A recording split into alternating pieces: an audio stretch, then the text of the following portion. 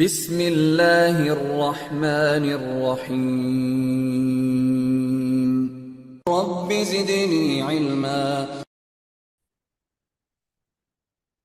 إن الحمد لله نحمده ونستعينه ونستغفره ونعوذ بالله من شرور أنفسنا ومن سيئات أعمالنا من يهده الله فلا مضل له ومن يضلل فلا هادي له وأشهد أن لا إله إلا الله وحده لا شريك له وأشهد أن محمدا عبده ورسوله فإن خير الحديث كتاب الله وخير الهدي هدي محمد صلى الله عليه وسلم وشر الأمور محدثاتها وكل محدثة بدعة وكل بدعة ضلالة وكل ضلالة في النار.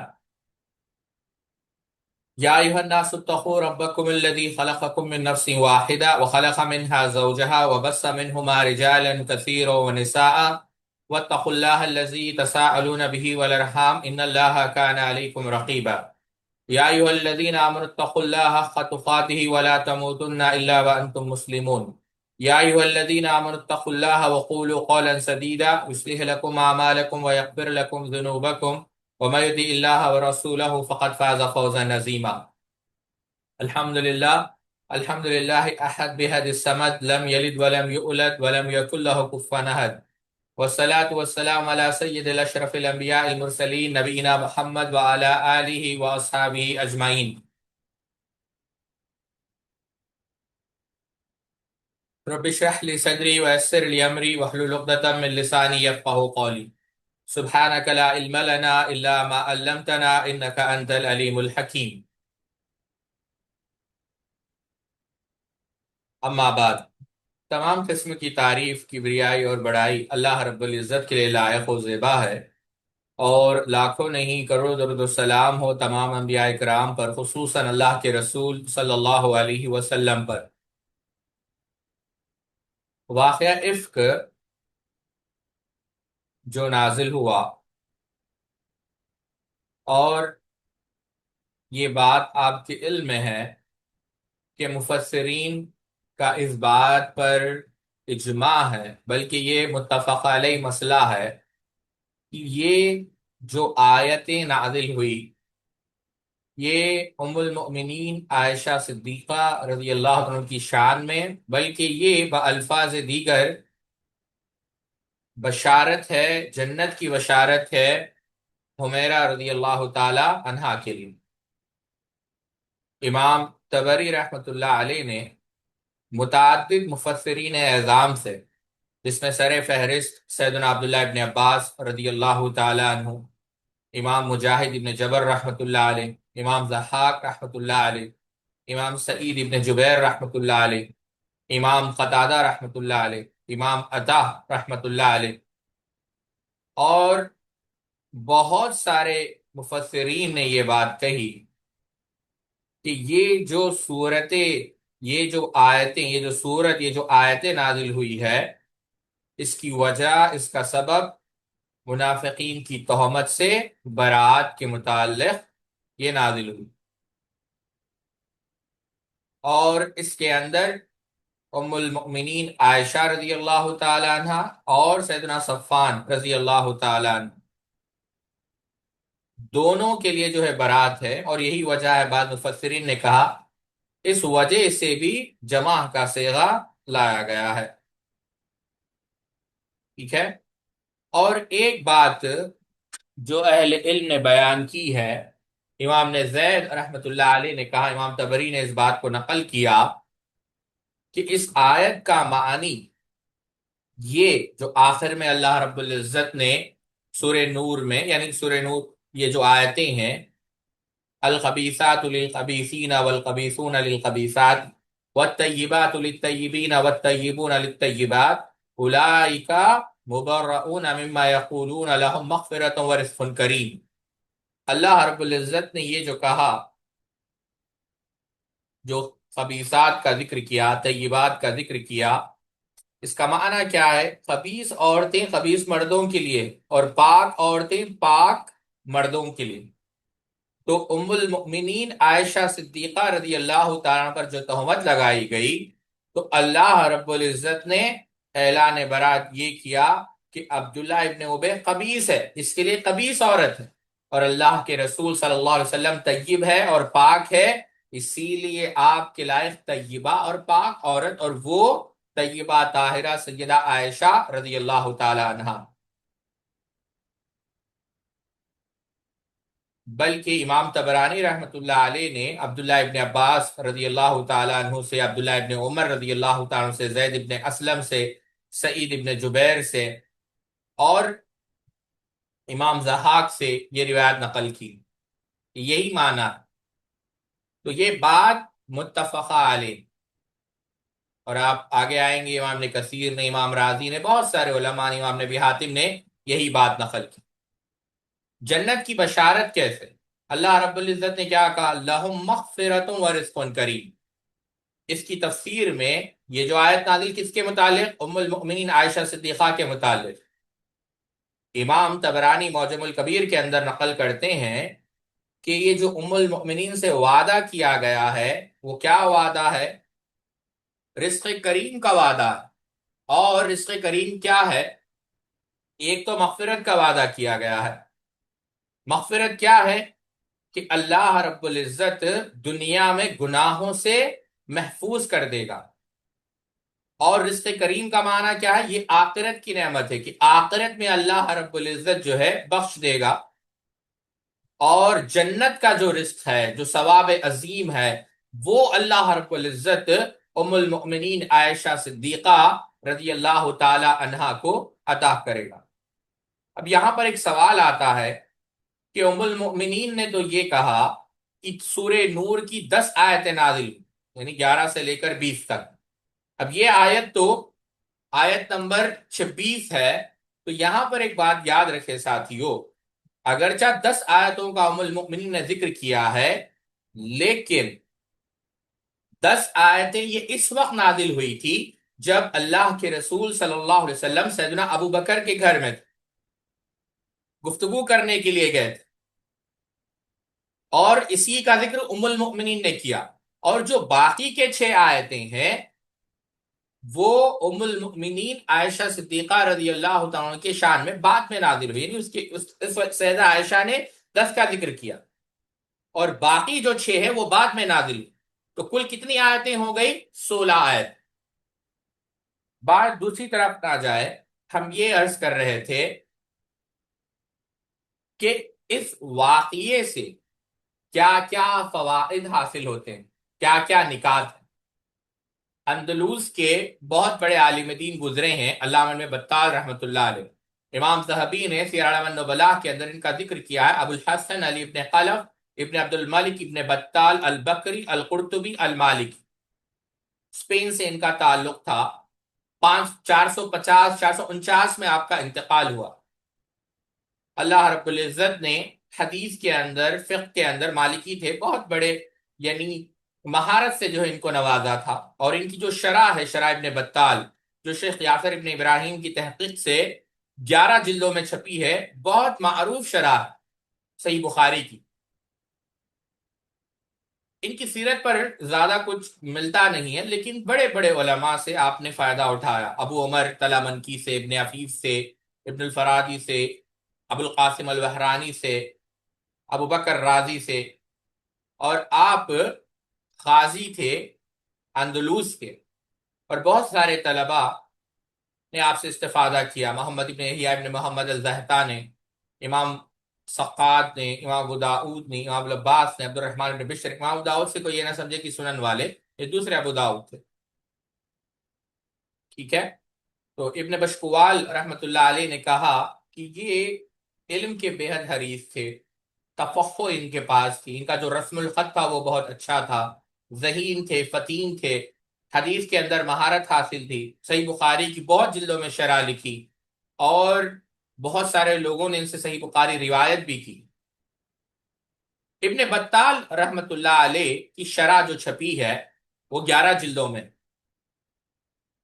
تو پہلے کیونکہ ابن بطال رحمت اللہ علیہ، امام نووی، ابن حجر، امام عینی، ابن الملحن ان سے پہلے ہیں، تو پہلے آئیے دیکھتے ہیں کہ انہوں نے کیا کیا مسائل اس سے استنباط کی۔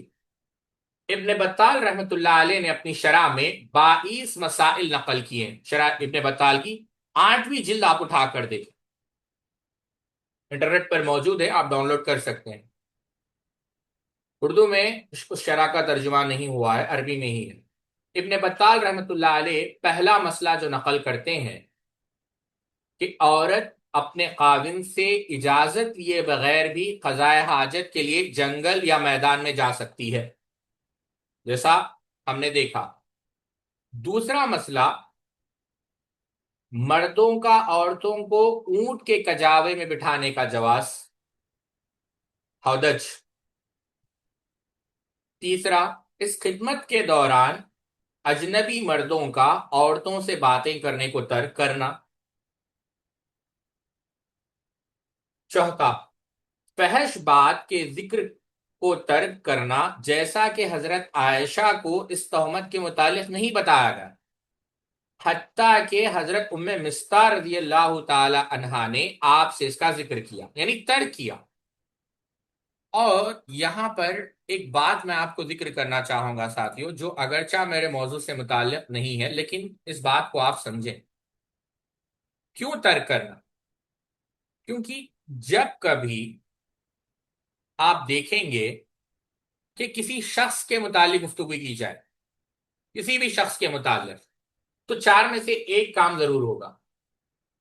یا تو آپ غیبت کریں گے، یا تو آپ بہتان کریں گے، یا تو آپ عفت سے کام لیں گے، یا تو نمیمہ ہوگا۔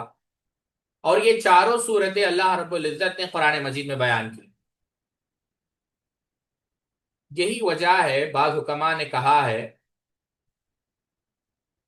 کہ انسان 3 قسم کے ہوتے ہیں۔ ایک تو وہ ہے جو علم کا تذکرہ کرتے ہیں، ایک تو وہ ہے جو فکر کا تذکرہ کرتے ہیں، اور ایک تو وہ ہے جو سب سے گھٹیا ہے، جو لوگوں کا تذکرہ کرتے ہیں۔ یعنی تذکرے سے مراد جو شر پر مبنی ہو۔ آپ کسی بھی شخص کا تذکرہ کریں اور وہ خیر پر مبنی نہ ہو، یعنی آپ اس کے متعلق خیر خواہی نہیں کر رہے ہیں، اس کی آپ تعریف نہیں کر رہے ہیں، اس کی آپ خوبیاں بیان نہیں کر رہے ہیں، تو یا تو آپ غیبت کریں گے، یعنی اس کی جو عیب ہے اس کو بیان کریں گے، جو اگرچہ سچ ہے لیکن حرام ہے۔ یا تو آپ بہتان میں مبتلا ہوں گے، یعنی ایسی چیز کہیں گے جو ہے ہی نہیں۔ یا تو آپ عفت میں مبتلا ہوں گے، یعنی کیا؟ ارے سنا ہے، ایسی بات سننے کو ملی ہے، ارے آپ کو پتا ہے آج ہم نے یہ دیکھا ہے، یہ سنا ہے، تو یہ عفت ہے، آپ کو حقیقت معلوم نہیں، بس آپ افواہ کو پھیلا رہے ہیں۔ اور چوتھی چیز جو نمیمہ ہے، یعنی کیا ہوگا؟ چغل خوری، جس سے آپس میں لڑائیاں بڑھ جائیں گی، شکوے بڑھ جائیں گے۔ تو جب لوگوں کے بارے میں ذکر کریں تو کوشش کریں کہ خیر خواہی سے ہم کام لیں۔ اور یہ بھی یاد رکھیں کہ جو غیبت ہوتی ہے وہ 3 صورتوں کی ہوتی ہے، جیسے حسن بصری رحمۃ اللہ علیہ نے، امام قرطبی رحمہ اللہ نے الجامع احکام القرآن کے اندر بیان کیا۔ جو حقیقت، یعنی ایک تو وہ ہے کہ آپ اپنے بہن کے بارے میں وہ بات کہیں جو حقیقت میں اس کے اندر موجود ہے، یہ تو غیبت ہے۔ اور وہ بات کہیں جو آپ نے سنی سنائی ہو، یہ عفق ہے۔ اور جو تیسری صورت ہے، وہ بات کو جو ہے ہی نہیں، جو جھوٹ ہے، الزام۔ تو بتانا مقصد یہ ہے، ابن بطال رحمۃ اللہ علیہ نے جو بات کہی وہ قابل غور ہے ساتھی۔ آپ نے کہا کہ فحش بات کے ذکر کو ترک کرنا، بلکہ ہم تو کہیں گے کہ فحش بات تو آپ چھوڑیں، کوئی ایسی بات جو بری ہو، بے حیائی تو بہت دور کی بات ہے، تو ترک کرنا کیا ہے؟ یہی بہتر۔ پانچویں بات، سلطان ہے یا امام ہے، سلطان یا امام سے مراد حکمران، اس کی اہلیہ کے متعلق جب لوگ نازیبا الفاظ کریں، اس حکمران کی بیوی کو تکلیف دینے کی کوشش کریں، تو امام کا اس کی شکایت اپنے لوگوں سے کرنا اور ان سے اس کی مدافعت چاہنا۔ یعنی امیر ہے، کوئی حکمران ہے، اور اس کی بیوی کے متعلق کچھ غلط کہا جائے تو وہ کیا کر سکتا ہے؟ لوگوں سے پوچھ سکتا ہے کہ کیوں مجھے تکلیف دے رہے ہیں؟ جیسے اللہ کے رسول صلی اللہ علیہ وسلم نے ممبر پر کھڑے ہو کر کہا ہے نا کہ کیوں مجھے تکلیف دی جا رہی ہے، مجھے ستایا جا رہا ہے۔ ابن بطال نے 6واں نقطہ یہ بیان کیا کہ سلطان کا اپنے رازداروں سے، اپنے اہلیہ سے فراق کے متعلق مشورہ کرنا، یعنی مشورہ کس کے متعلق؟ اپنے اہلیہ سے متعلق۔ اور اللہ کے رسول صلی اللہ علیہ وسلم نے مشورہ کیا، اور مشورے میں کافی برکت ہوتی ہے ساتھی۔ آپ دیکھیں یہاں پر اللہ کے رسول صلی اللہ علیہ وسلم نے مشورہ کیا۔ یہاں پر ایک بات میں آپ کو بتا دوں، دوبارہ عرض کرتا ہوں، سیدنا علی رضی اللہ تعالی عنہ نے جو مشورہ دیا اس کو یاد رکھیں، اور شارحین نے حدیث نے یہی بات لکھی۔ کیوں؟ یہ جو مشورہ دیا سیدنا علی رضی اللہ تعالی عنہ نے، وہ مصلحت کی بنا پر، خیر خواہی کے لیے، کیونکہ ان کا یہ خیال تھا کہ اللہ کے رسول صلی اللہ علیہ وسلم کو بہت صدمہ پہنچا ہے، تو اللہ کے رسول صلی اللہ علیہ وسلم کے دل کی خوشی، آپ کا سرور، آپ کا چین، آپ کی تسکین مطلوب تھی۔ اس کا ارادہ کیا سیدنا علی رضی اللہ عنہ نے، نہ کہ سیدہ عائشہ کی عداوت کی بنا پر۔ اور دلیل کیا ہے؟ خود سیدنا علی رضی اللہ عنہ نے کہا کہ آپ پوچھ لیں، آپ کو اور یقین آ جائے گا، اطمینان آ جائے گا، اور آپ نے پوچھا اور آپ کو آپ کے اطمینان میں اور اضافہ ہو گیا۔ یہی وجہ ہے سیدنا علی کے سامنے اگر کوئی سیدہ عائشہ کی گستاخی کرتا، ہمارا مستقل موضوع ہے، میں اس لیے اس کو تفصیل سے بیان نہیں کر رہا، جو ہمارا عنوان ہے سیدہ عائشہ اور اہل بیت، آپ اس کو سن لیں تو آپ کو بہت سارے ایسے واقعات مل جائیں گے جس سے یہ واضح ہو جائے گا کہ اہل بیت سیدہ عائشہ سے محبت کرتے تھے، اور سیدہ عائشہ بھی حد درجہ احترام کرتی تھی اہل بیت کا۔ اب رہی بات مشورے کی، اللہ کے رسول صلی اللہ علیہ وسلم نے مشورہ کیا، اور مشورہ گھر والوں سے کیا۔ اب یہ جو مشورہ کیا، سیدنا ابو بکر موجود تھے، سیدنا عمر موجود تھے، لیکن ان سے مشورہ نہیں کیا۔ مشورہ کن سے کیا؟ اللہ کے رسول صلی اللہ علیہ وسلم نے، آپ نے مشورہ گھر والوں سے کیا، کیونکہ یہ جو مسئلہ تھا خالص گھریلو مسئلہ تھا، اور سیدنا علی بھی گھر والے، اسامہ بن زید بھی گھر والے، اسی لیے اللہ کے رسول صلی اللہ علیہ وسلم نے ان سے مشورہ کیا۔ یہ آپ کی حکمت ہے اور کمال حکمت ہے، یہ آپ کی بصیرت پر دلالت کرتا ہے صلی اللہ علیہ وسلم، کیونکہ یہ گھریلو مسائل میں مشورہ گھر والوں سے کیا جائے۔ ہمارے یہاں کیا ہے معاشرے کے اندر، جو گھریلو مسئلہ ہے وہ مشورہ کرتے ہیں دوستوں کے ساتھ، بلکہ اس سے تو حد درجہ اجتناب کرنا چاہیے، کیونکہ گھر کے جو معاملات ہے وہ گھر کے فرد سے زیادہ کوئی بہتر نہیں سمجھ سکتے۔ باہر کا فرد اگرچہ جانتا بھی ہو، وہ اس زاویے سے معاملات کو گھر کے فرد سے زیادہ تو بہتر نہیں سمجھ سکتا۔ لہذا گھر کے جو اہم معاملات ہے وہ مشورہ جو ہے گھر کے لوگوں ہی سے ہی کرے، کیونکہ اس کا فائدہ یہ ہے کہ پردے داری کا پہلو باقی رہے گا، ورنہ یہ گھر کے راز باہر آ جائیں گے۔ اور اس کے اندر حکمت بہت زیادہ ہے مشورے میں۔ وَشَاوِرُهُمْ فِي الْأَمْرِ، اللہ رب العزت نے کیا کہا؟ اپنے معاملات میں مشورہ کرو۔ وَأَمْرُهُمْ شُورَى بَيْنَهُمْ، اور اس کے بعد مشورہ جب کر لو، عزم اور واضح فیصلہ، یعنی مشورہ سے کیا ہوتا ہے؟ عزم واضح ہو جاتا ہے، فیصلے کرنے میں آسانی ہو جاتی ہے۔ فَإِذَا عَزَمْتَ فَتَوَكَّلْ عَلَى اللَّهِ، اور جب واضح ہو جائے اللہ پہ توکل کرو۔ اللہ کے رسول نے یہی کیا، اللہ پر توکل کیا۔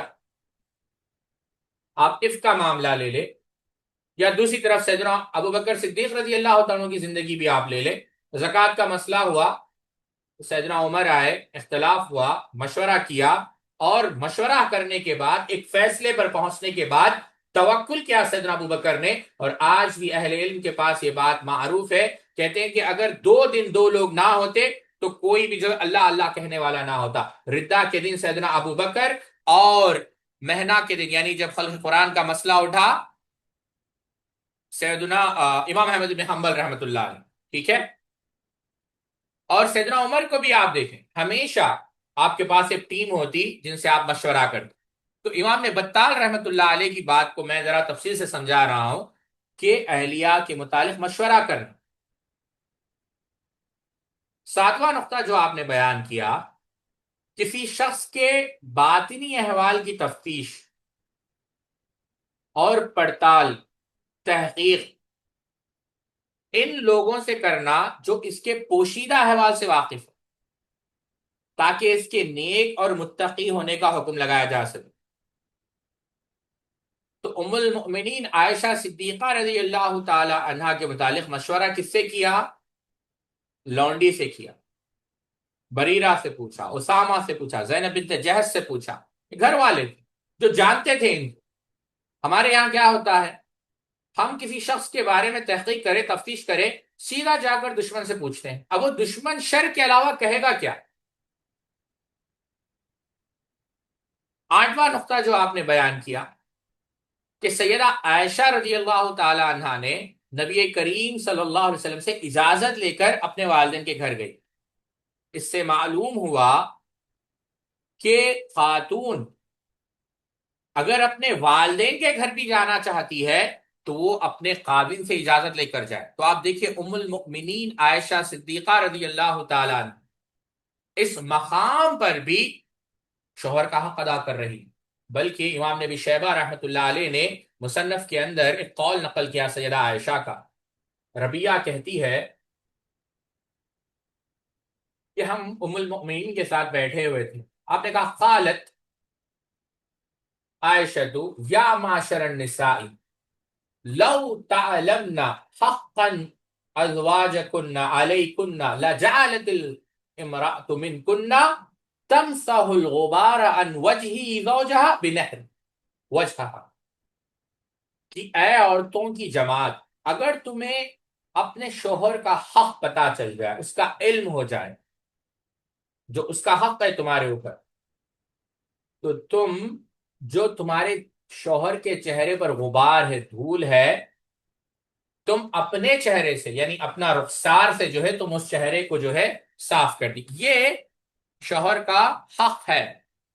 تو ام المؤمنین عائشہ صدیقہ رضی اللہ تعالی عنہا، بات دوسری طرف نہ جائے، گھر کو جا رہی ہے لیکن اپنے شوہر سے اجازت لے کر صلی اللہ علیہ وسلم۔ نواں نقطہ، جب ام مستح نے حضرت مستح کے متعلق کہا کہ مستح ہلاک ہو جائے، تو حضرت عائشہ رضی اللہ تعالی عنہا نے ان کو بددعا دینے سے منع فرمایا اور کہا کہ ایسا نہ کہیں، وہ بدری صحابی ہیں۔ تو اس سے کیا معلوم ہوا کہ اصحاب بدر کی فضیلت معلوم، اور یہ معلوم ہوا کہ جو اصحاب بدر کو برا کہے اس کو منع کرنا چاہیے۔ صحابہ کا دفاع کر رہی ہیں یہاں پر ام المؤمنین عائشہ صدیقہ رضی اللہ تعالی عنہ۔ یہ بہت ہی بڑی بات ہے ساتھی، بہت ہی بڑی بات ہے۔ یعنی انسان بس اس پر غور کر لے تو میں سمجھتا ہوں کہ اس سے پتہ لگے گا کہ ام المؤمنین عائشہ صدیقہ رضی اللہ تعالی عنہ کا مقام کیا ہے۔ اللہ اکبر کبیرہ، انسان کا دل دہل جائے۔ آپ دیکھیں آج کے دور میں کیا ہوتا ہے ساتھیو، واللہ آپ اپنے آپ سے پوچھیں، کوئی شخص آپ کے لیے ایک نازیبہ الفاظ کہے، آپ کیا کہیں گے؟ آپ اس سے بات کرنا بند کر دیں گے، آپ اس سے بدظن ہو جائیں گے، اگر وہ کال کرے تو آپ کال ڈسکنیکٹ کر دیں گے، میسج کرے تو میسج کا رپلائی نہیں دیں گے۔ آپ صرف یہ یہاں پر صرف اصحاب بدر کی بات میں نہیں کر رہا ہوں، آپ سیدنا حسان ابن ثابت کو لے لیں۔ امام عبد البر رحمۃ اللہ علیہ الاستیاب کے اندر لکھتے ہیں کہ حضرت عائشہ رضی اللہ تعالی عنہا طواف میں تھی اور ان کے ساتھ ام حکیم جو خالد بن عاص کی بیٹی ہے، ام حکیم رضی اللہ تعالی عنہا تھی۔ اب یہ دونوں نے جو ہے، ایک تو ام حکیم تھی جو خالد بن عاص کی بیٹی ہے، اور ایک ام حکیم جو عبداللہ ابن ابی ربیع کی بیٹی ہے، دونوں ام حکیم یہ طواف کر رہے ہیں ام المؤمنین کے ساتھ۔ تو انہوں نے کیا کیا، سیدنا حسان ابن ثابت کی مذمت کی رضی اللہ تعالی عنہ، ان کو برا بھلا کہا۔ تو سیدہ عائشہ رضی اللہ تعالی عنہا حرم میں ہے، طواف کر رہی ہے، کہا کہ تم ان کو برا کہہ رہی ہو، حالانکہ مجھے امید ہے کہ اللہ رب العزت ان کو جنت میں داخل کرے گا، کیونکہ وہ اپنی زبان سے اللہ کے رسول صلی اللہ علیہ وسلم کا دفاع کیا کرتے تھے۔ صحیح بخاری کے الفاظ، اللہ کے رسول، صحیح بخاری کے الفاظ ہیں، آپ غور کریں، صحیح بخاری کے الفاظ۔ یہ تو ام المومن نے کہا، میں آپ کے سامنے صحیح بخاری کے الفاظ پڑھ رہا ہوں۔ عروہ رحمۃ اللہ علیہ کہتے ہیں کہ جب ان کے متعلق کچھ برا کہا جاتا. قال عروۃ كانت عائشة تكره ان يسب عندها حسان وتقول انه الذي فان ابي ووالده وارضي لارضي محمد منكم وقاء. اللہ اکبر. انسان کے رونگٹے کھڑے ہو جائے. ام المؤمنین کہتی ہے کہ یہ ناپسند کرتے تھے. عروہ ان کے بھانجے کہتے ہیں کہ ہماری خالہ ناپسند کرتی تھی کہ سیدنا حسان کے بارے میں کچھ برا کہا جائے، کیونکہ وہ کہتی تھی. کیا کہتی تھی ام المؤمنین؟ کہ سیدنا حسان کہتے تھے کہ میرے والد اور میرے والد کے والد کی عزت ڈھال بن جائے اللہ کے رسول صلی اللہ علیہ وسلم کے لیے. یعنی ہم ڈھال بن جائے کس کے لیے؟ اللہ کے رسول صلی اللہ علیہ وسلم کی دفاع کے لیے. تو ام المؤمنین کہتی ہے، یعنی آپ دیکھیں اللہ کے رسول سے محبت کتنی، اللہ کے رسول صلی اللہ علیہ وسلم کی تعظیم تکریم کتنی ہے، کہ اگرچہ حسان نے جو کیا وہ کیا، اللہ نے ان کو معاف کر دیا، لیکن حسان وہ ہے جو اللہ کے رسول صلی اللہ علیہ وسلم کا دفاع کرتے ہیں. حسان وہ ہے جو اللہ کے رسول صلی اللہ علیہ وسلم کے لیے ڈھال بن رہے ہیں. تو ہم حسان کو معاف کرتے ہیں کیونکہ ہم تو اللہ کی جیسے حسان ڈھال بنے ہیں، ہم بھی ڈھال ہے کس کی؟ اللہ کے رسول صلی اللہ علیہ وسلم کی. تو ام المؤمنین رضی اللہ تعالی عنہا کی آپ سخاوت دیکھیں کہ ہماری عفت تو ہے ہی ہے، لیکن اس سے بڑھ کر یہ اللہ کے رسول صلی اللہ علیہ وسلم کے صحابی ہے، ہم اس لیے ان کو معاف کرتے ہیں. اور یہ اللہ کے رسول کے صحابی نہیں بلکہ سپاہی ہے، جو باوفادار سپاہی ہے، اسی لیے ان کے بارے میں کچھ برا بھلا مت کہو. یہ مقام ہے، یہ عظمت ہے. یہ دیکھیں انسان تصور نہیں کر سکتا کہ کتنے اعلیٰ اخلاق. کہ ٹھیک ہے جو کیا ہے جو کیا ہے، لیکن وفادار تو ہے اللہ کے رسول صلی اللہ علیہ وسلم کے. اللہ نے معاف کر دیا.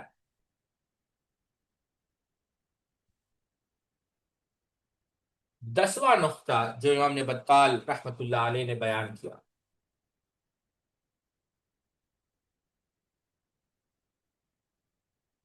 کہ اللہ کے رسول صلی اللہ علیہ وسلم نے کیا کہا ام المؤمنین سے کہ اگر بالفرض تم سے گناہ ہو گیا ہو تو تم توبہ اور استغفار کر لو.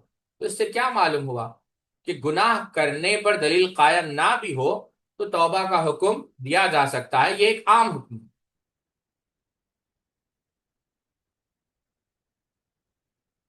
11واں نقطہ، اگر کسی شخص سے کوئی فحش کام ہو گیا تو اس کا اظہار نہیں کرنا چاہیے، کیونکہ فحش کا اظہار بھی معصیت ہے. جو رات میں ہو گیا اللہ نے اس پر پردہ ڈال دی، معروف حدیث صحابی کا قول ہے، حدیث نہیں. اب میں تفصیل میں نہیں جانا تھا، بس اشارے کرتے ہوئے میں آگے نکل رہا ہوں. 12واں نقطہ، صبر جمیل یہ ہے کہ انسان صرف اللہ کے سامنے اپنا عذر پیش کرے، کیونکہ سیدہ عائشہ رضی اللہ تعالی عنہا نے کسی کے سامنے اس تہمت سے براعت کو بیان نہیں کیا. 13واں نقطہ، ایک ماہ تک نبی کریم صلی اللہ علیہ وسلم جو تہمت لگائی گئی تھی پریشان تھے، غمگین رہے، اور وہی بھی نہیں آئی. پتہ یہ چلا کہ جو وحی کا نزول ہے یہ آپ صلی اللہ علیہ وسلم کے اختیار میں نہیں. جب آپ چاہیں وہی نازل نہیں ہوتی. یہ بھی آپ کی نبوت کے صدق کی قوی دلیل ہے، کیونکہ اگر آپ سچے نبی نہ ہوتے تو ہر ضرورت کے موقع پر اپنی طرف سے وحی لے لیتے. اللہ اکبر. دیکھیں آپ کیا علم ہے. یعنی یہ نبوت کی دلیل ہے. کون شوہر نہیں چاہے گا کہ اس کی بیوی کی برات اللہ نازل کرے، لیکن اختیار میں نہیں تھا، اس وجہ سے 1 مہینہ انتظار کرنا پڑا. اس سے یہ بھی بات پتا چلی کہ مختار کل اللہ کے رسول صلی اللہ علیہ وسلم نہیں ہے. مختار ہر چیز کا اختیار اللہ کے پاس ہے. اگر اللہ کے رسول مختار کل ہے، جسے چاہے جنت میں بھیج دے، جسے چاہے جہنم میں بھیج دے، تو شفاعت کس لیے، گڑ گڑانا کس لیے، اللہ سے مانگنا کس لیے، یہ تعریف بیان کرنا کس لیے؟ پتہ یہ چلا کہ مانگنے والا اللہ کے رسول صلی اللہ علیہ وسلم جیسے کوئی نہیں، اور عطا کرنے والا اللہ رب العزت جیسا کوئی نہیں. اور یہ واقعہ اللہ کے رسول صلی اللہ علیہ وسلم کی نبوت کی واضح دلیل کہ وہی اگر آپ کے اختیار میں ہوتی تو اس وقت اتر جاتی.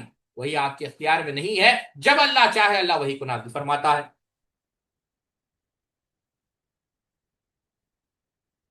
14th پوائنٹ جو ہے، اللہ کے رسول صلی اللہ علیہ وسلم نے عبداللہ ابن ابی پر حد جاری نہیں کی، حالانکہ تہمت اس نے لگائی۔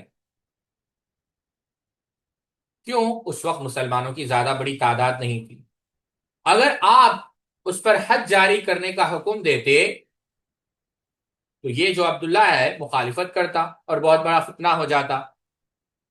پتہ یہ چلا کہ فتنے سے بچنے کے لیے کسی صحیح کام سے بھی بسا اوقات اعراض کر لینا چاہیے۔ شیخ الاسلام ثناء اللہ امرتسری، شیخ الاسلام علامہ تیمیہ رحمۃ اللہ علیہ سے کیا کہا کہ بھئی وہ شراب پی رہے ہیں۔ شیخ الاسلام نے دیکھا اگر شراب پینے سے روکیں گے تو کیا ہوگا، یہ تاتاری ہوش میں آ جائیں گے تو مسلمانوں پر ظلم کریں گے، مصلحت دیکھی جائے گی۔ دو کام اگر نقصان دہ ہو تو سب سے کم نقصان کس سے ہو رہا اس کو دیکھا جائے گا۔ تو آپ دیکھیں فتنے سے بچنے کے لیے ایک برحق کام سے بھی اعراض کیا گیا۔ 15واں نقطہ، عبداللہ بن ابی حضرت سعد بن عبادہ کے قبیلے حضرت سے تعلق رکھتا تھا، اس لیے انہوں نے اس کی عصبیت کی وجہ سے اس کی حمایت۔ حضرت سعد بن معاذ کا تعلق اوس سے تھا، اوس اور خزرج میں اس وقت جنگ ہونے والی تھی، اور اللہ کے رسول صلی اللہ علیہ وسلم نے فریقین کو ٹھنڈا کر دیا۔ قبیلہ اوس کے لوگ جو قبیلہ خزرج پر برہم تھے، اس کی وجہ صرف رسول اللہ صلی اللہ علیہ وسلم سے محبت تھی، اور ان کا غضبناک ہونا صرف رسول اللہ صلی اللہ علیہ وسلم کے حرم کی عزت و ناموس کی حفاظت کی وجہ سے تھا۔ اس سے کیا معلوم ہوا کہ اگر کوئی شخص اللہ کے رسول صلی اللہ علیہ وسلم کے حرم محترم کے متعلق کوئی نازیبہ بات کہے تو مسلمانوں کو اس کے خلاف برسر پیکار ہونا چاہیے۔ اسی لیے فقہا نے کہا ہے کہ جو شخص، اور ابن بطال نے بارہا اپنی کتاب میں امام مالک سے بہت سارے اقوال نقل کیے کیونکہ آپ مالکی تھے، اسی لیے فقہا نے کہا ہے کہ جو شخص ام المومنین پر فحش تہمت لگائے گا اس وقت کافر ہو جائے گا۔ آپ دیکھیں پورا قبیلہ متفق ہو گیا کہ ہم اس کو برداشت نہیں کریں گے۔ یہ اس سے کیا نقطہ پتا چلا کہ جب کبھی آپ کے خلاف نازیبہ الفاظ استعمال کیا جائے تو کیا ہونا چاہیے، مسلمانوں کو اس کے خلاف کھڑے ہونا چاہیے۔ 16واں نقطہ، حضرت اسید بن حضیر رضی اللہ تعالی عنہ نے حضرت سعد بن عبادہ سے کہا تم منافق ہو۔ سیدنا اسید بن حضیر کہاں ہیں؟ اب سعد بن عبادہ کون سے قبیلے سے؟ خزرج۔ اسید بن حضیر اوس، اور لڑ رہے تھے، حالانکہ حضرت سعد بن عبادہ منافق تھے نہیں تھے، سچے مسلمان تھے، اور نبی کریم صلی اللہ علیہ وسلم نے بھی حضرت اسید بن حضیر رضی اللہ عنہ کو اس پر ملامت نہیں کی۔ اس سے کیا معلوم ہوا کہ جب کوئی شخص منافقین کی حمایت کرے تو اس کو منافقین کے منزلے میں نازل کر کو منزل جو اس کے زمرے میں داخل کہنا جائز، خواہ وہ منافق نہ ہو۔ اس طرح اگر کوئی شخص شرابیوں کی حمایت میں لڑے تو اس کو شرابی کہنا جائز، خواہ وہ شخص شرابی نہ ہو۔ اور اسی طریقے سے یہ ہم اپنی طرف سے کہہ رہے ہیں، کوئی شخص اہل بدعت کی حمایت کرے تو وہ بھی بدعتی ہے، اس کو اہل سنت نہیں کہا جائے۔ اب یہ جو نفاق تھا یہ حقیقی نہیں تھا، وہ ہم اس پر آگے آئیں گے تفصیل سے۔ 17واں نقطہ، اسی طرح جب کوئی شخص فی نفسی نیک ہو لیکن وہ بدکاروں کی حمایت کرے تو نیکی کا وقت زائل ہو جائے گا، کیونکہ جب حضرت سعد بن عبادہ نے عبداللہ بن ابی کی حمایت کی تو حضرت عائشہ نے ان کے متعلق فرمایا کہ حضرت سعد بن عبادہ نے عصبیت کی وجہ سے عبداللہ بن ابی کی حمایت کی، ورنہ اس سے پہلے وہ نیک آدمی تھے۔ 18واں نقطہ، نبی کریم صلی اللہ علیہ وسلم نے سعد بن عبادہ کو کوئی سزا دی نہیں دی۔ کیوں؟ جس طرح شبہات کی وجہ سے حد ساقط ہو جاتی ہے، اسی طرح شبہات کی وجہ سے سزا بھی ساقط ہو جاتی ہے۔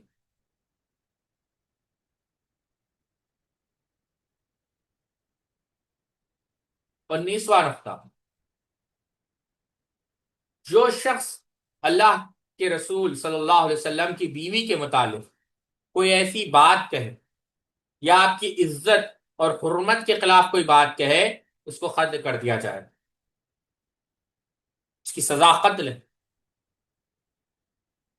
بہت سارے لوگوں نے جاوید احمد غامدی، جو بالکل دین کی غیرت سے محروم ہے، بلکہ انہوں نے یہ ذمہ داری لی ہے کہ جو بھی دین کے اندر شعبہ ہے، جس کے اندر غیرت ہے، حیا ہے، بہادری ہے، شجاعت ہے، اس کو ہم نکال دیں، اس کو ہم کہیں گے کہ دین میں اس کا کوئی تصور نہیں۔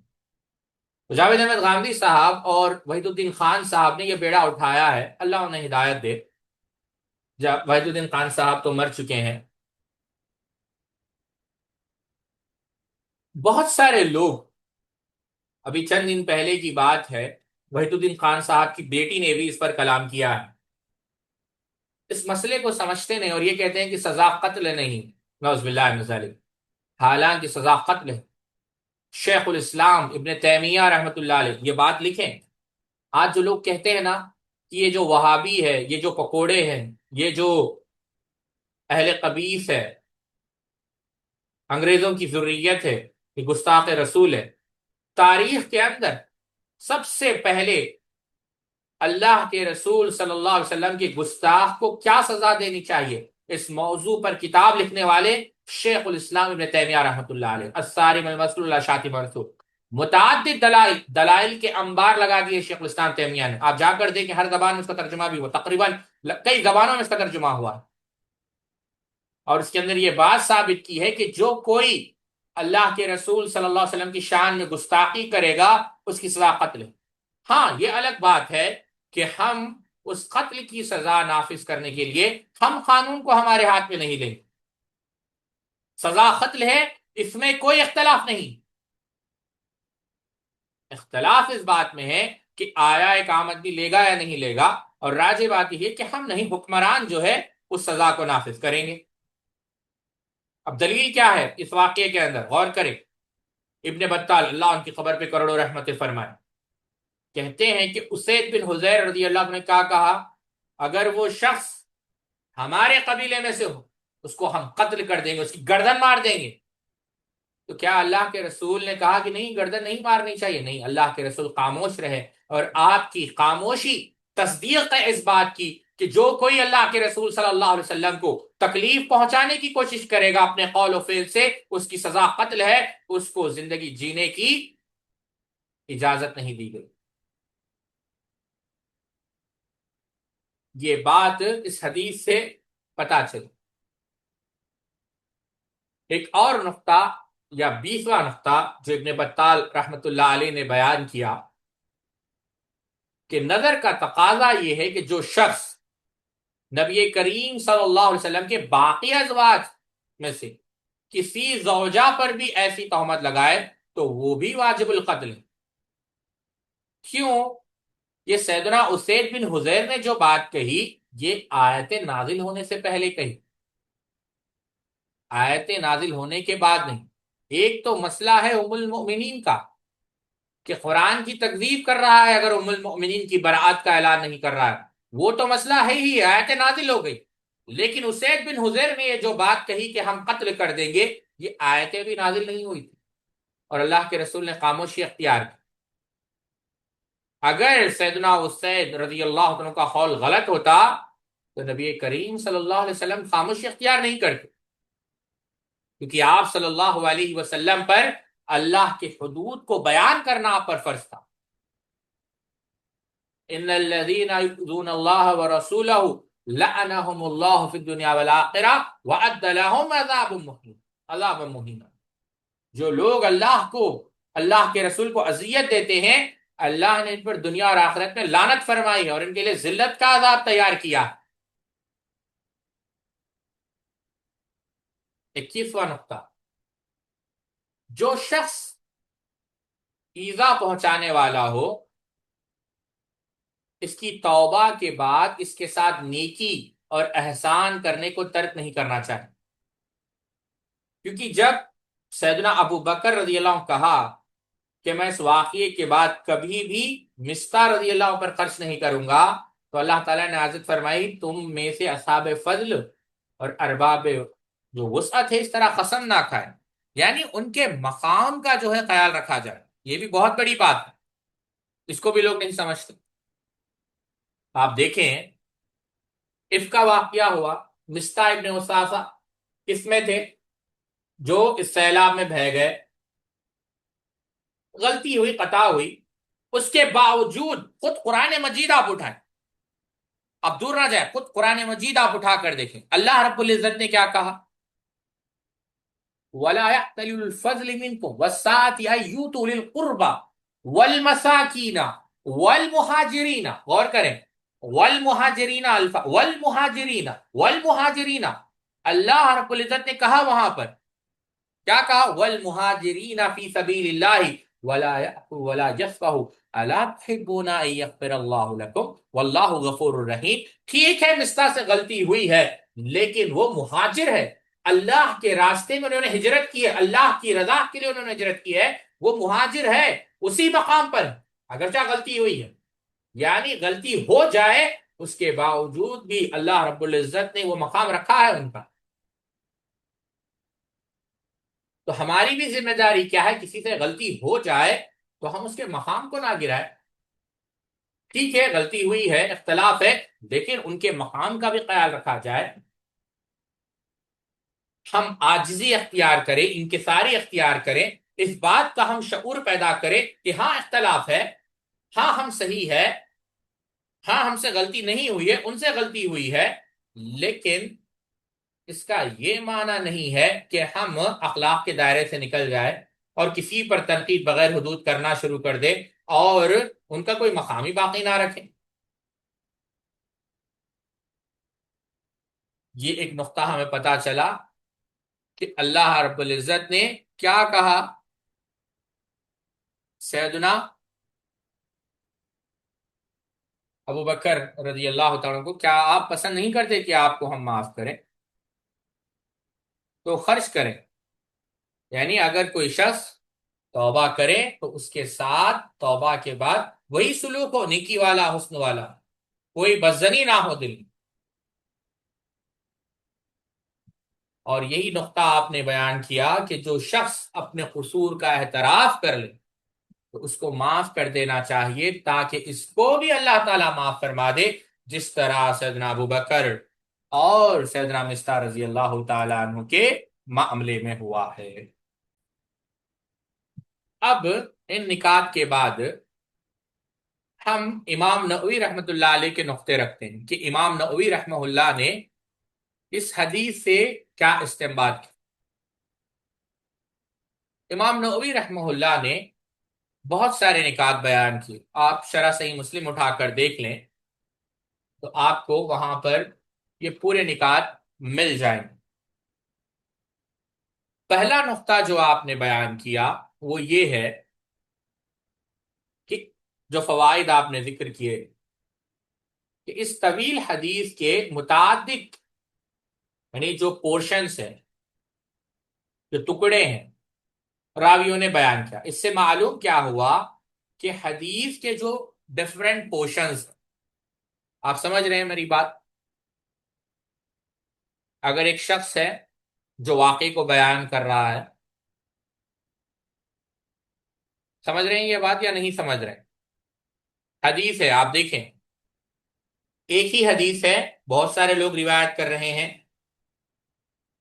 اور ہر کسی سے ایک ایک ٹکڑا، جیسے امام زہری رحمہ اللہ نے بیان کی. تو ایسے بیان، اب امام زہری، آپ غور کریں حدیث کیا، شاید آپ لوگوں کو یاد ہو یا یاد نہ ہو. کیا کہا میں نے؟ سعید بن مسیب سے، عروہ بن زبیر سے، علقمہ بن وقاص سے، عبداللہ بن عبداللہ بن عتبہ بن مسعود سے، انہوں نے پورے روایت کیا، بعض کو اچھا یاد تھا، بعض کو، یعنی بہرحال سب میں موافقت تھی. تو ایسے یعنی حدیث کو ایسے بیان کرنا، امام نووی رحمہ اللہ نے کہا اس سے یہ بات پتا چلی کہ جائز ہے، اجماع، مجمع علیہ مسئلہ. دوسرا، ازواج کو سفر میں لے جانے کے لیے قرآن اندازی کرنے کا جواز. تیسرا، خواتین کے غزوات میں شریک ہونے کا جواز. غزوات کہتے ہیں جنگ کو، لڑائی کو، اس میں اللہ کے رسول صلی اللہ علیہ وسلم شریک رہے. چوتھا، خواتین کے اونٹ پر سوار ہونا اور کجاوے میں بیٹھنے کا جواز. جواز کہتے ہیں جائز. سفر میں، پانچواں، سفر میں مردوں کا خواتین کی خدمت کرنے کا جواز۔ پانچواں، لشکر کی روانگی کا امیر کے حکم پر موقوف ہونا، یعنی لشکر کب جائے گا کب رکے گا یہ کس پر موقوف ہے؟ امیر کے حکم پر موقوف ہے۔ جیسے اللہ کے اس سفر میں کون امیر تھے؟ اللہ کے رسول صلی اللہ علیہ وسلم۔ ساتواں، بیوی کا قضاء حاجت کے لیے شوہر کی اجازت کے بغیر جنگل میں جانے کا جواز۔ آٹھواں، خواتین کے لیے سفر میں ہار پہننے کا جواز۔ نوواں، غیر محرم کا عورت کو اودج کجاوے میں بٹھانے کا جواز، اور یہ کہ غیر محرم سفر میں عورت کے ساتھ بلا ضرورت بات نہ کرے۔ دسواں، عورتوں کے کم کھانے کا استحسان تاکہ جسم پر گوشت کی تہ نہ چڑھے۔ یعنی کیا ہو مسئلہ؟ مسئلہ یہ ہو کہ وہ کم کھائیں، جیسا آپ نے دیکھا ام المؤمنین کے متعلق یہ بات آئی۔ اس واقعے کو امام ربی دنیا رحمہ اللہ نے کتاب الجوع کے اندر نقل کیا۔ ابو عمران الجونی رحمہ اللہ بیان کرتے ہیں کہ ایک شخص نے جوارشاں، یہ ایک کھانا ہے، اور یہ جو کھانا ہے یہ کیا کہتے ہیں، سیدنا ابن عمر رضی اللہ تعالیٰ عنہ کے پاس بھی یہ لایا گیا تھا۔ اس کو جوارشاں کہتے ہیں، ایک ایسے قسم کا کھانا ہے، میں اب اس کو کیسے بیان کروں۔ ایک شخص آیا عبداللہ ابن عمر رضی اللہ تعالیٰ عنہ کے پاس اور کہا کہ میں آپ کے لیے جوارشاں بنانا چاہتا ہوں، جوارشاں۔ انہوں نے پوچھا کہ یہ کیا ہے، تو انہوں نے کہا کہ جب آپ یہ کھائیں گے نا تو آپ اپنے آپ کو بہتر محسوس کریں گے۔ تو یہ کھانا جو ہے اچھا کھانا تھا، اور یہ عراق سے آیا تھا ام المومنین کے پاس تحفے کے طور پر۔ تو ام المومنین نے پوچھا کہ یہ کیا ہے، تو انہوں نے کہا کہ یہ عراق سے آیا ہے، یہ کھانا اچھا ہوتا ہے، جب آپ کھائیں گے تو آپ کی طبیعت کے اندر جو ہے بہتری آئے گی، اور یہ جو ہے کھانے کو ہضم کرنے میں آپ کی مدد کرے گی۔ ابن ابی دنیا نے لکھا ہے کہ جب یہ بات آپ نے سنی رضی اللہ تعالیٰ عنہ، آپ رونے لگے، اور آپ نے کہا اللہ کی قسم، جب سے اللہ کے رسول صلی اللہ علیہ وسلم کا انتقال ہوا ہے میں نے کبھی پیٹ بھر کر کھانا نہیں کھایا۔ تو یہ امام نووی رحمہ اللہ نے نہیں، میں اپنی طرف سے بیان کر رہا ہوں واقعہ، امام نووی رحمہ اللہ نے جو نقطہ نقل کیا وہ یہ کہ کم کھانا تاکہ جسم پر جو ہے یعنی گوشت نہ چڑھے۔ 11واں نقطہ، بعض آدمیوں کو لشکر کے پیچھے رکھنا تاکہ اگر کوئی شخص لشکر سے بچھڑ جائے تو وہ اس لشکر کے ساتھ لاحق کر دے، آ کر اس کو ملا دے۔ اب کوئی بتا سکتا ہے اس لشکر میں کس کو پیچھے رکھا گیا؟ صفوان رضی اللہ تعالیٰ۔ 12واں، غمگین کی مدد کرنا، جو قافلے سے بچھڑ گیا ہو اس کو قافلے سے لاحق کرنا اور صاحب اقتدار کی تکریم کرنا، جیسا کہ سیدنا صفوان نے کیا۔ 13واں نقطہ، خواتین کے ساتھ حسن ادب کے ساتھ پیش آنا، خصوصاً جنگل کی تنہائی میں، جیسا کہ حضرت صفوان نے از خود بغیر کہے سنے اونٹ کو بٹھایا اور اونٹ کے پیچھے پیچھے چلے۔ 14واں نقطہ، ایثار کا بیان، کیونکہ سیدنا صفوان خود پیدل چلے اور سیدہ عائشہ کو سوار کرایا۔ 15واں نقطہ، دین اور دنیا کی کسی بھی مصیبت کے وقت کیا کہنا؟ انا للہ و انا الیہ راجعون کہنا۔ 16واں نقطہ، اجنبی شخص خواہ وہ صالح ہو یا نہ ہو اس سے چہرے کا پردہ کرنا، کیونکہ سیدہ عائشہ نے سیدنا صفوان کو دیکھ کر اپنی چادر میں چہرہ چھپا لیا۔ 17واں نقطہ، بغیر طلب کے قسم کھانے کا بیان، کہا نا کہ اللہ کی قسم نہ بات ہوئی نہ کچھ، بغیر طلب کے بھی قسم کھائی جا سکتی ہے۔ ایک کتاب ہے شیخ مقصود الحسن فیضی کی قسم کے اوپر، آپ اس کو ضرور پڑھیں، بڑی بہترین کتاب ہے، اور اس کے اندر قاضی اسماعیل یا قاضی اسحاق، میں نام بھول رہا ہوں، ان کا اور داؤد ظاہری کا بہت دلچسپ مناظرہ ہے، آپ پڑھیں اس کو، وہ ممبئی سے چھپی ہے کتاب۔ 18واں نقطہ، کسی شخص نے کسی پر تہمت لگائی ہو تو اس کا اس شخص سے ذکر نہ کرنے کا استحباب، کیونکہ 1 ماہ تک حضرت عائشہ رضی اللہ تعالی عنہا کو اس تہمت کے متعلق نہیں بتایا گیا۔ ہمارے یہاں تو 15 سیکنڈ کے اندر میسج آ جاتا کہ بھئی یہ آپ کے بارے میں بتایا جا رہا ہے۔ 19واں نقطہ، خاوند کا بیوی کے ساتھ حسن معاشرت اور لطف کے ساتھ پیش آنا، جیسا کہ اللہ کے رسول صلی اللہ علیہ وسلم پیش آئے۔ 20واں نقطہ، جب بیوی کے متعلق کوئی تہمت سنی جائے تو اس سے لطف میں کمی کرنا تاکہ بیوی اس کی وجہ دریافت کرے اور سبب پر مطلع ہونے کے بعد اس کا ازالہ کرے۔ 21واں نقطہ، مریض سے اس کا حال پوچھنے کا استحباب۔ 22واں نقطہ، عورت جب جنگل میں قضاء حاجت کے لیے جائے تو رفاقت کے لیے، کمپینین شپ کے لیے اپنے ساتھ کسی خاتون کو لے جائے۔ 23واں نقطہ، اگر کسی شخص کا کوئی عزیز یا رشتہ دار کسی معزز شخص کو اذیت دے تو اس کو برا جاننا، جس طرح حضرت مستاح کی ماں نے مستاح کی تہمت لگانے کو برا جانا، یعنی بیٹے کی محبت تو ہے لیکن بیٹے کی محبت سے زیادہ رسول اللہ کی محبت ہے صلی اللہ علیہ وسلم۔ اہل بدر کی فضیلت اور ان کی طرف سے دفاع کرنا، جیسا کہ حضرت عائشہ نے حضرت مستاح کی طرف سے دفاع کیا۔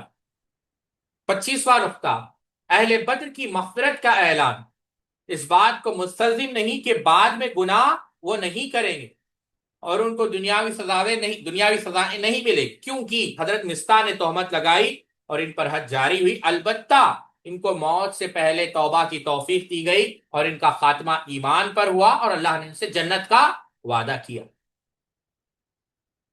26واں نقطہ، کسی قانون کا مؤثر بماضی ہونا، کیونکہ حد کا حکم نازل ہونے سے پہلے جنہوں نے تہمت لگائی تھی ان پر بھی حد جاری کی گئی، یعنی قانون ہے اور قانون نازل ہوا اور نازل ہونے سے پہلے جنہوں نے تہمت لگائی ان پر حد جاری کی گئی، یعنی قانون اتنا سخت ہے، یہ نہیں کہ آج نازل ہوا چلو اب سے جو غلطی کریں گے ان پر حد لگائیں گے، نہیں، جن سے غلطی ہوئی ان پر حد لگائی گئی۔ تو آپ دیکھیں جو شریعت کا قانون ہے بہت، یعنی اس کے اندر عدل ہے۔ 27واں نقطہ، بیوی کا اپنے میکے جانے کے لیے خاوند سے اجازت طلب کرنا۔ 28واں نقطہ، تعجب کے موقع پر سبحان اللہ کہنا۔ 29واں نقطہ، کسی شخص کا اپنے گھریلو امور میں اپنے احباب اور عزیزوں سے مشورہ کرنا۔